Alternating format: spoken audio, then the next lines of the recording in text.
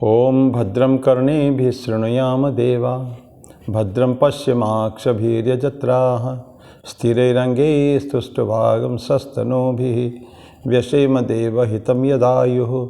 ओम शांति शांति शांति। हरि ओम तत्सत्। भगवान श्री रामकृष्ण देव, जगतजननी माँ शारदा जी और स्वामी जी को प्रणाम करता हूँ। मेरे गुरुदेव पूजनीय स्वामी भूतेशानंद जी महाराज को मेरा प्रणाम है। आप सभी को भी प्रणाम।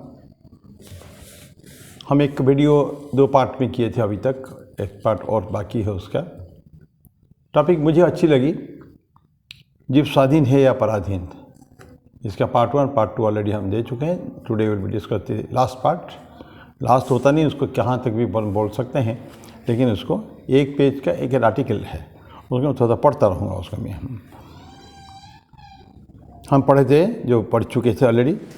जब तक मनुष्य अपनी प्रसन्नता का हेतु किसी दूसरे व्यक्ति, पदार्थ, परिस्थिति और अवस्था को मानता रहता है। व्यक्ति मानेगा किसको? मैं दुखी क्यों हूँ, सुखी क्यों हूँ, इसके कारण है प्रसन्नता के हेतु। मैं सुख हूँ, मैं आनंद हूँ बिकॉज मेरे घर वाले अच्छे हैं, मुझे कुछ पैसा मिला है, मुझे कुछ अच्छी चीज़ की प्राप्ति हुई है। ऐसे जो है ना, कुछ dependent on something external. Source of happiness inside है। हम पहले कई बार बात कर चुके हैं। आनंद का जो उत्स है वो अंदर ही है। It is from the heart, क्योंकि सच्चिदानंद स्वरूप है हम लोग है। सच्चित आनंद, आनंद स्वरूप है हम लोग। चित्त स्वरूप है, ज्ञान स्वरूप है। ज्ञान स्वरूप बाहर से प्राप्त करने की जरूरत नहीं है। तो बोलते हैं कि ये, लेकिन हम हेतु किसको मानते हैं? हमारे प्रसन्नता का, आनंद का समथिंग बाहर, कोई व्यक्ति या कोई वस्तु या कोई परिस्थिति। ये परिस्थिति हो गई है इसीलिए मैं सुखी हूँ, ये नहीं। अगर ऐसा करेंगे तब जीवन में दीनहीन पराधीन बना रहता है, क्योंकि परिस्थिति कभी भी बदल सकती है। विदाउट हिज नॉलेज वो जान भी नहीं पाएगा कब परिस्थिति बदल गई। वो जान भी नहीं पाएगा वो व्यक्ति कब उसको छोड़ के चला गया है। सारा संसार स्वार्थपरता के ऊपर आधारित है। आधा संसार, तो ये जो बहुत सारे भजन में आप मिलेंगे, विशेष करके सिख धर्म की जो होते हैं सभी धर्म में है कि सब इंसान स्वार्थपर है। और किसी भी समय में जब उसके जहाँ से के उसको प्रेम है, वो अगर उसके पास अगर उस प्रश्न वो जो हेतु ख़त्म हो गया तो फिर वो छोड़ देता है। वो जहाँ स्वार्थ समाप्त हुआ, व्यक्ति आपको कभी भी छोड़ सकता है या छोड़ सकती है। व्यक्ति, वस्तु कभी भी आपसे अलग बिलग हो सकते हैं और परिस्थिति कभी भी बदल सकती है। इसलिए परिस्थिति, व्यक्ति या वो वस्तु, इसके ऊपर अगर हमारी प्रसन्नता आधारित है तो हम दुख के ही भागी होंगे, इसमें कोई संदेह की बात नहीं है। कभी भी स्वाधीनता का अनुभव नहीं कर सकता प्राप्त विवेक का सदुपयोग करके, अपने बनाए हुए दोषों को हटाकर। दोषों के बारे में हमने पहले बात किया है।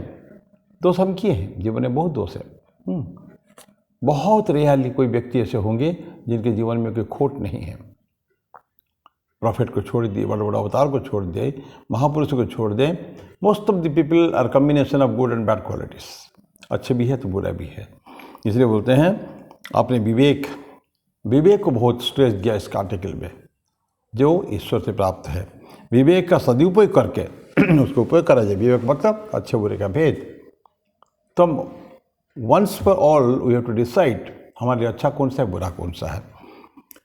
सदुपयोग करके अपने बनाए हुए दोषों को हटाकर अंतःकरण को शुद्ध कर लेने में प्राणी सदैव स्वाधीन है।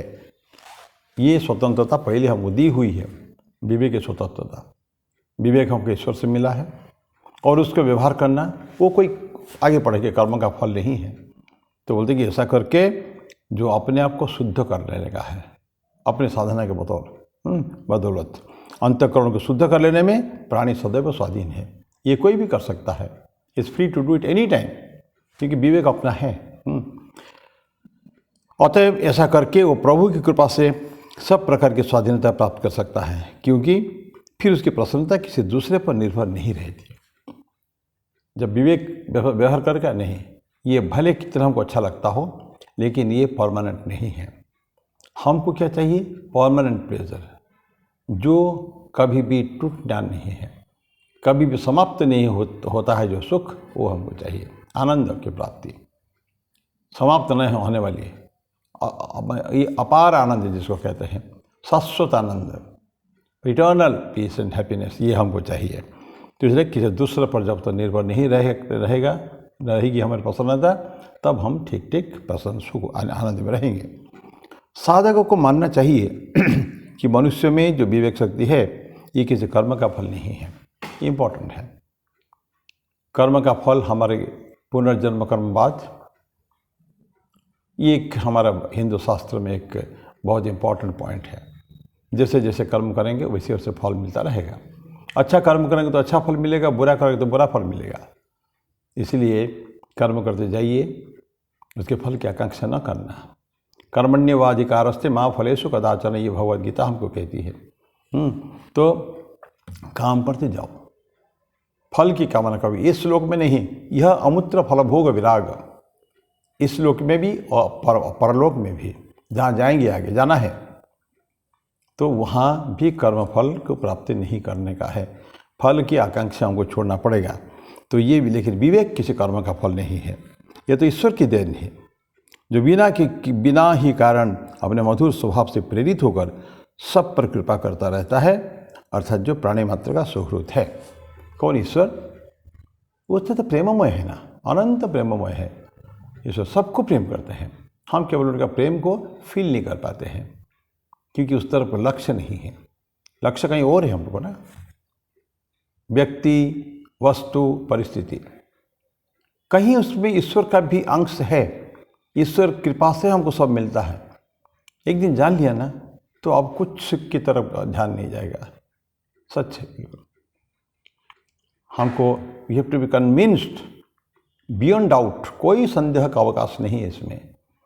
हमको जो कुछ मिलता है प्रभु से मिलता है, उन्हीं की ही कृपा सबके ऊपर है, और कृपा का कभी अंत नहीं होगा।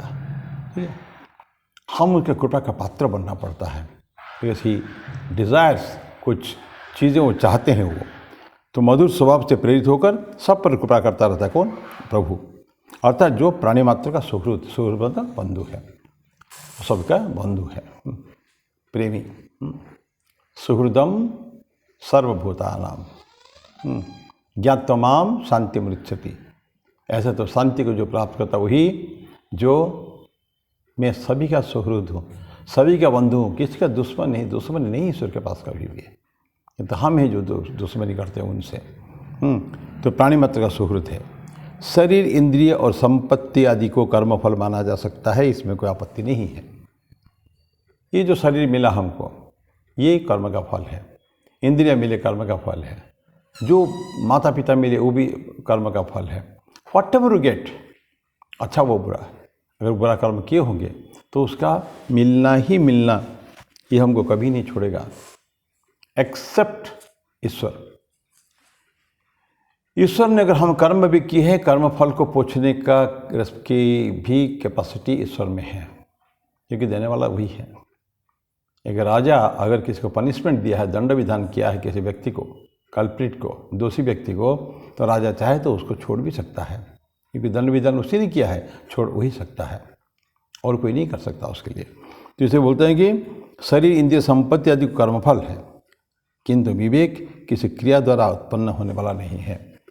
विवेक कभी भी कर्म से नहीं है। ये तो मनुष्य को प्रभु की कृपा से मिला है। अतएव तो फिर क्या करना चाहिए हमको? ईश्वर के दिए हुए विवेक का आदर करते हुए, विवेक ये बहुत बड़ी है, एक साधन चतुष्टय है हम लोगों में हिंदू शास्त्र में। साधन चतुष्टय, विवेक, वैराग्य, षट संपत्ति, मुमुक्षुत्वम।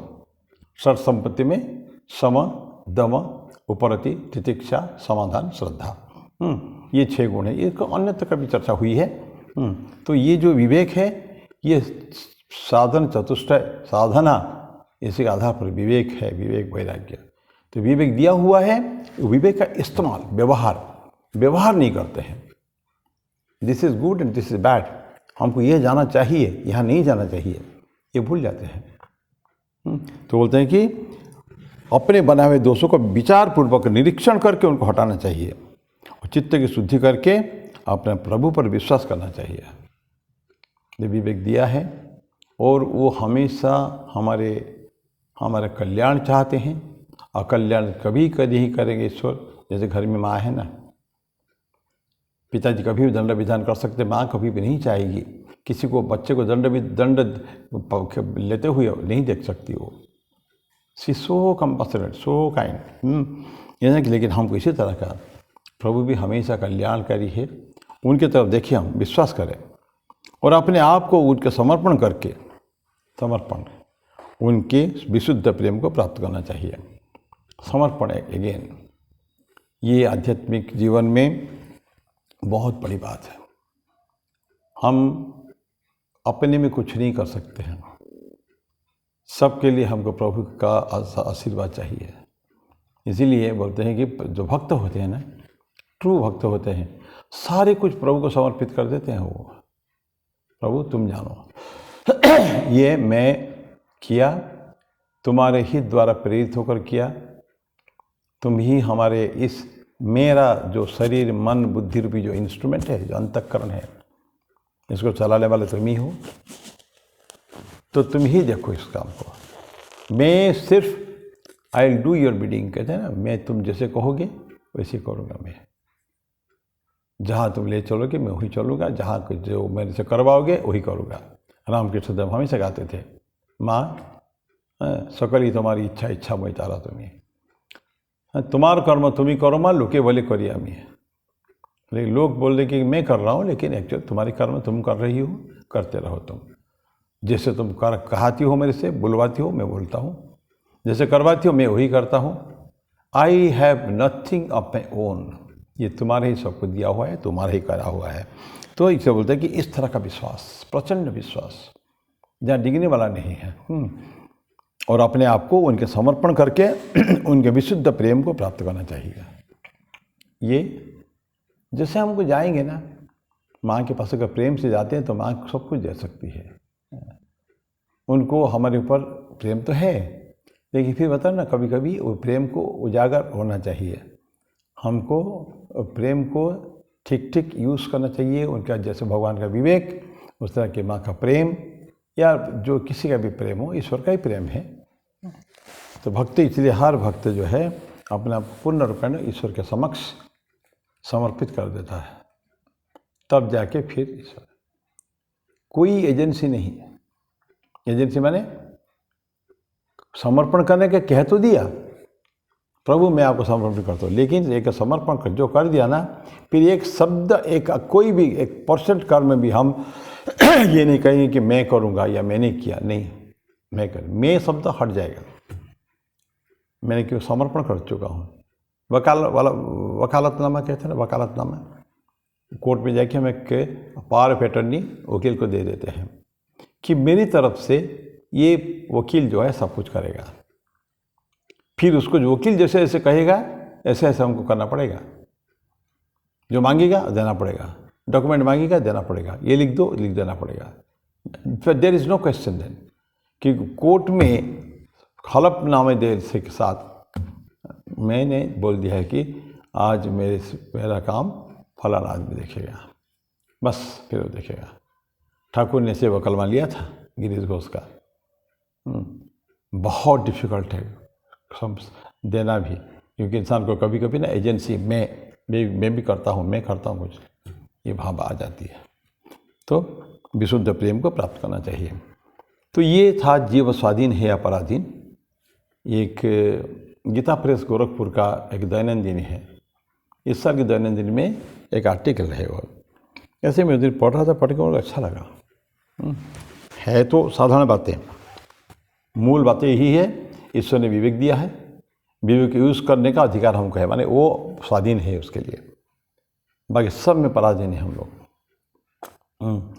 अगर ठीक से काम नहीं करेंगे तो बाकी उसको 3 पार्ट में हम लोग ऑलरेडी पढ़ चुके हैं। मैं मेरी वाणी को विराम दूँ। इसके साथ ये 3rd पार्ट के साथ इस टॉपिक को मैं अंत करता हूँ। ओम शांति शांति शांति। हरि ओम तत्सत। श्री राम कृष्णार्पणमस्तु।